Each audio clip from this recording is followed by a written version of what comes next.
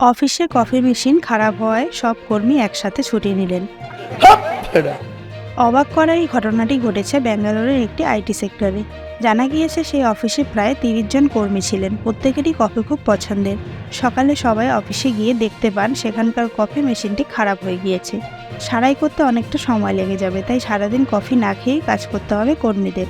অফিসের কর্মীরা তাদের বসের কাছে দাবি করতে থাকেন সময় নষ্ট না করে এখনই নতুন কফি মেশিন কিনে আনার জন্য, কিন্তু বস তাতে রাজি হন না।